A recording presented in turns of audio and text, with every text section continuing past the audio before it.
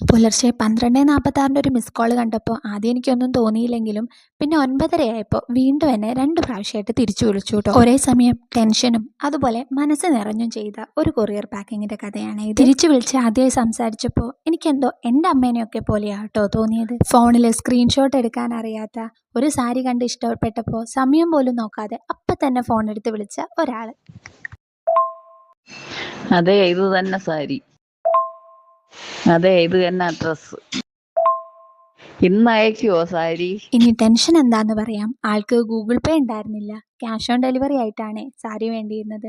ഞാനാണെങ്കിൽ ഇതുവരെ cash on delivery ആയിട്ട് ചെയ്തിട്ടുമില്ല. ആദ്യം ഞാൻ നോ പറഞ്ഞെങ്കിലും പിന്നെ എനിക്ക് എന്തോ മനസ്സിന് ഭയങ്കര വിഷമം തോന്നിയിട്ട് ഞാൻ ഒന്നും കൂടെ വിളിച്ചിട്ട് അന്വേഷിച്ചിട്ട് പറയാമെന്ന് പറഞ്ഞു. അങ്ങനെ ഞാൻ പോസ്റ്റ് ഓഫീസിൽ പോയിട്ട് അതിൻ്റെ ഡീറ്റെയിൽസ് ഒക്കെ അന്വേഷിച്ചിട്ട് ഒരു സാധ്യത ഉണ്ടെന്ന് തോന്നിയപ്പോൾ ഞാൻ അപ്പം തന്നെ ആൻറ്റീനെ വിളിച്ചിട്ട് ഓക്കെ പറഞ്ഞു. അധികം വൈകാതെ പിറ്റേ ദിവസം തന്നെ നമ്മൾ ക്യാഷ് ഓൺ ഡെലിവറി ആയിട്ട് തന്നെ സാരി അയച്ചു കൊടുത്തു. അത് ആൻറ്റിയുടെ കയ്യിൽ കിട്ടുന്നവരെ ഭയങ്കര ടെൻഷനായിരുന്നു. പക്ഷേ ആൻറ്റിയുടെ കയ്യിൽ കിട്ടി.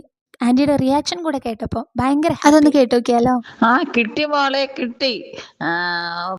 ഇഷ്ടമായി. ഇതായിരുന്നു കേട്ടോ എൻ്റെ one of the happiest moment in this business journey.